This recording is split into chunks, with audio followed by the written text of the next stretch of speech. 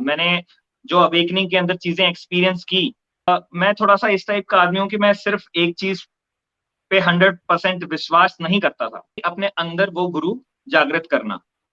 लेकिन पद में हम ओम मानी पद में हम ओम मानी पद में हम ओम मानी पद में हम ओम मानी पद में हम ओम मानी पद में हम ओम मानी पद में हम ओम मानी। ये तो करते हैं स्टार्ट। Okay. ठीक है, रिकॉर्डिंग स्टार्ट होगी ना? हाँ जी हाँ जी। Okay. So finally we have game of life. Welcome back to game of life. और हाँ आज जी। हमारे साथ है नोफैप मास्टर। चलिए भाई स्टार्ट करते हैं। जितने भी आपके क्वेश्चंस हैं, आपके पर्सनल क्वेश्चंस हैं, मेरे चैनल पे जो भी क्वेश्चंस हैं, मैं कोशिश करता हूँ कि जैसे भी आपको उनके आंसर देने की ट्राई करता हूँ। तो सबसे पहला क्वेश्चन जो मेरा है, देखिए भैया, आज इस मोमेंट पे मेरे पास बहुत सारे सोर्सेज हैं कि मैं नोफैप के बारे में पता कर सकूं, यूट्यूब, गूगल, बहुत सारे।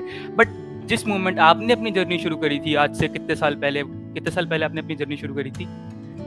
5 साल, 2017 में स्टार्ट हुआ था। Okay, so at that moment मुझे नहीं लगता यूट्यूब पे इस चीज़ों की इतनी ज़्यादा मात्रा होगी। तो आपको उस टाइम कैसे इन सब चीज़ों के बारे में नॉलेज हुई? हाँ, मैं उस टाइम पे 27 साल का हुआ था। ठीक है, तो I totally give credit for this to my guru, Sadhguru. उन्होंने एक बात कही है कि when the student is ready, teacher will arrive और गुरु विल अराइव।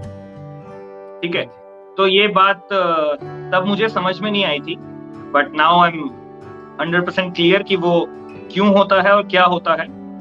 तो मुझे पहली बार ब्रह्मचर्या के बारे में जो कुछ भी पता लगा है वो सदगुरु जी से पता लगा। सिर्फ यही नहीं, बहुत सारी ऐसी चीजें जो भी ट्रांसफॉर्मेशन फेज के अंदर मैं था, मैंने जो अवेकनिंग के अंदर चीजें एक्सपीरियंस की, जो गुड साइड था, जो बैड साइड था, जो पेन था, जो डिसिप्लिन था, so many things were there. तो हर चीज के अंदर जो गाइडेंस मुझे प्योरली मिली है वो सदगुरु से मिली है। और एक चीज और, सिर्फ मैं थोड़ा सा इस टाइप का आदमी हूँ कि मैं सिर्फ एक चीज पे 100% विश्वास नहीं करता था, क्योंकि मेरा मैस्कुलिन पार्ट एक्टिव था, फेमिनिन पार्ट मेरा एक्टिव नहीं था। तो जब वो दोनों एक्टिव होते हैं, वो अलाइनमेंट में आते हैं, then you understand the bigger game. ठीक है, तो अपने आप को इस तरीके से बनाया है कि हम छोटी से छोटी चीज से भी सीख सकते हैं, हर किसी से सीख सकते हैं। जैसे मैं आपसे बहुत कुछ सीखा हूं, ऐसे ही एक चींटी को जाते हुए हम देख के उससे भी बहुत कुछ सीख सकते हैं। तो ये है कि अपने अंदर वो गुरु जागृत करना। लेकिन कोई डेफिनेटली कोई गुरु आता है जो ये जागृत करता है, not in the physical form, repeat, not in the physical form. मैं अपने गुरु से कभी फिजिकली मिला नहीं हूं और ना भी मिलूंगा तो भी कोई दिक्कत नहीं है, because I understand that we are spiritual beings having a temporary human experience. हमारी जो रियलिटी है वो नॉन फिजिकल है और that is infinite actually, that is the string which is connecting everything.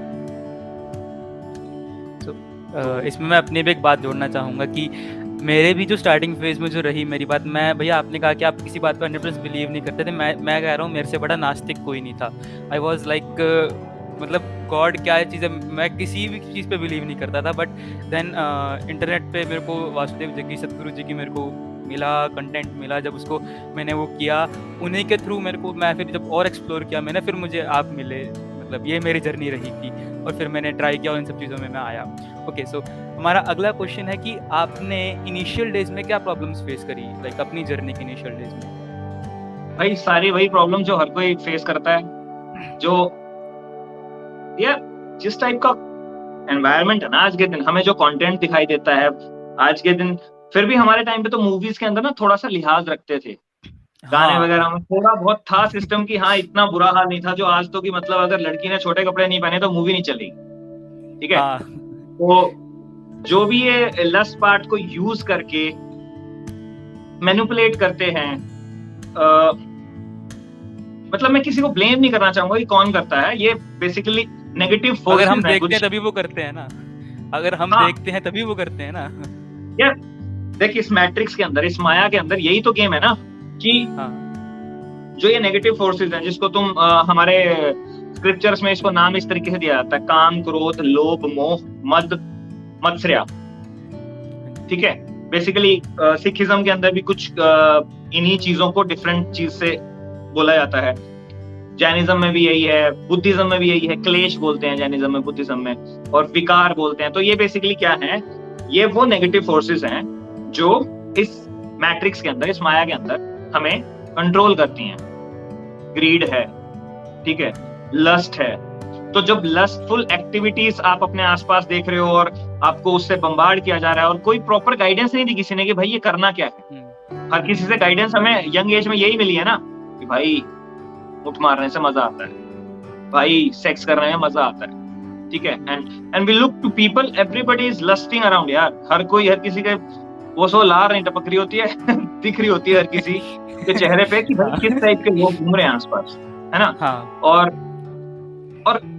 वो सिर्फ और सिर्फ फिजिकल लेवल पे जीवन को जी रहे हैं भाई। That is illusion, that is not real. तो यही रियलाइजेशन विद टाइम हर किसी को होती है, बट फिजिकल लेवल पे जब तक हम सोचते थे, मैं भी सोचता था, तो भाई वही चीजें करने का मन करता है क्योंकि उसके साथ वो प्लेजर एसोसिएटेड है मेरे भाई। इस चीज को समझो, short term pleasure, short term pleasure. और वो क्यों एसोसिएटेड है, इस चीज को भी समझो, बहुत इंपॉर्टेंट चीज है। अगर वो प्लेजर इन्वॉल्व नहीं होगा, ये प्रकृति ने हमारे सिस्टम के अंदर डाला है, अगर वो प्लेजर इन्वॉल्व नहीं होगा तो हमारी मानव जाति रिप्रोक्रिएट ही नहीं कर पाएगी। डेफिनेटली वो आगे लाइफ सर्कल चलेगा नहीं। तो जैसे गेम बनाते हैं ना, गेम बनाते हैं, consider this life as a virtual reality simulated game. जैसे छोटे लेवल पे आज के दिन हम VR सेट करके एक गेम बनाते हैं, तो हम चाहेंगे ना कि उसके अंदर more and more participants will come and play that game. So उसको डिजाइनिंग इस तरीके से की कि भाई जब एक मेल एक फीमेल के पास आएगा तो वो अट्रैक्शन होगी, वो पोल्स उनके डिफरेंट इन्फ्यूज किए गए हैं, वो अट्रैक्शन होगी, और अट्रैक्शन होने के बाद एक नई लाइफ फॉर्म आ सकेगी। बेसिकली रीइंकार्नेशन जो है, जो आपकी सोल्स हैं जो स्पिरिचुअल वर्ल्ड के अंदर हैं, they want to come in this game, in this physical game. So जब दो पोलैरिटीज मीट करती हैं, मेल फीमेल, तब ये पॉसिबल होता है। और इसका ट्रू पर्पस इसी चीज के लिए है जो आज के दिन हमने फन बना दिया है, और जो स्वाद इसके साथ हमने छोटा स्वाद एसोसिएट कर दिया है, तो बहुत छोटा है। If you realise your true reality, who you are, right.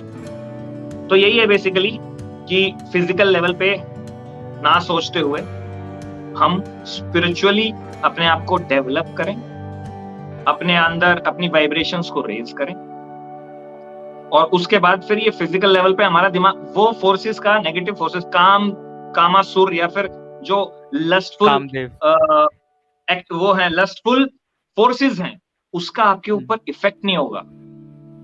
Otherwise they'll continuously trying to affect you। जो वो चाहते हैं, वो आपसे वो एनर्जीज, वो आपसे वो करवाना चाहेंगी, आपसे आपका कर्मा गलत करवाना चाहेंगी basically, so that you remain entrapped in this matrix। समझ रहे हो? तो बस यही है। क्योंकि पर्सनली मैं भी अपनी बात बताऊं कि हम किसी से ये बातें शेयर नहीं कर पाते। हमें बचपन से ये पेरेंट्स तो हमें गाइडेंस करते ही, जैसे पहले क्या होता था कि पेरेंट्स गाइड करते थे, गुरुकुल में भेजा जाता था, वहाँ गुरु देखिए इस संस्कृति में हम जहाँ रह रहे हैं, यहाँ पे कहीं शर्म की कोई बात ही नहीं थी। यहाँ पे हर बात खुली साफ स्पष्टों में कह दी जाती थी कि ऐसा करना है, ऐसा नहीं करना है, प्लस क्यों करना है, क्यों नहीं करना है, वो भी खुल के बता दी जाती थी। बट शर्म कहाँ से आई? शर्म आई जब वेस्टर्नाइजेशन शुरू हुआ, तब हमें शर्म आने लगी बात करने में।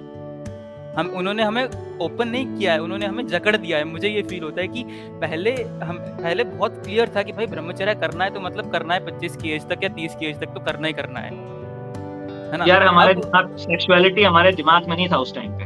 हमारे मंदिर जाके देख लो, हर मंदिर के अंदर आपको ऐसे ऐसे चित्र मिलेंगे जिससे छोटी बुद्धि के लोग ये डिसीजन पे पहुंचेंगे कि देखो क्या है ये भारतीय सभ्यता। This body is the temple, this body is the temple, right. और अगर वो जो बाहर आकृतियां बनाई है उसके लेवल पे सोचते रहोगे तो बाहर ही घूमते रहोगे। You have to take diet, you have to go inside, क्योंकि अंदर से ही सारे जवाब मिलेंगे, अंदर से ही रास्ता निकलेगा भाई, बाहर से कुछ नहीं है। The outer world is the reflection of the internal world.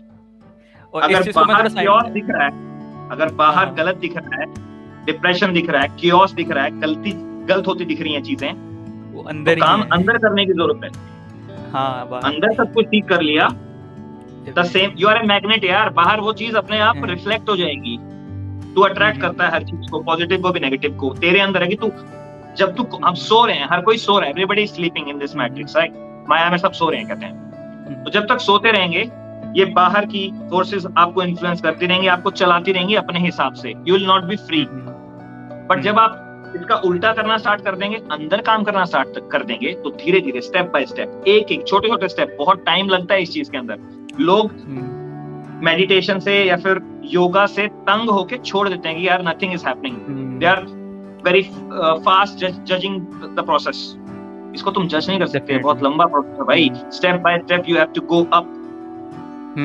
और जब तुम आप ऊपर जाते जाओगे, you will realise on the process कि भाई हाँ, I am a magnet and I can attract and influence others, right? तो अब उसको पॉजिटिव वे में लेना है, नेगेटिव वे में लेना है, that choice will be given to you by the god. अब वो हमारे ऊपर होता है कि हम ये सोचते हैं कि कौन देख रहा है, तब हम गलत काम कर लेते हैं। मैस्टरबेशन लगा लो, या फिर किसी का कुछ बुरा करना, ये भी ये सोच करते हैं क्या उखाड़ लिया, कौन क्या देख रहा है क्या। तो कर्मा सब नेगेटिव साइड जाने के चांसेस ज्यादा रहते हैं इफ यू आर एस्लीप, सो रहे हो अगर आप। और अगर आप जहां जाग गए, you will take conscious actions, consciously you will work on yourself. Breath आ रही है, जा रही है, आपको इसका भाव रहेगा, अपने आप नहीं चलेगा सब कुछ। Means your car will be driven by you. आप ड्राइवर सीट पे आके खुद कार चलाओगे, वो अपने आप नहीं चल रही है। अपने आप चलेगी तो ऑटो पायलट मोड पे ठुक भी सकती है, या कोई आगे आपके अंदर ठुक जाएगा, राइट? जैसा आप खुद के पायलट खुद बनते हो अपनी लाइफ के, तो आपको पता है कि कब मेरे को चलाना है, कब मेरे को उड़ाना है, कब मेरे को पनडुब्बी बन के नीचे जाना है। तो दिस इज द पॉइंट।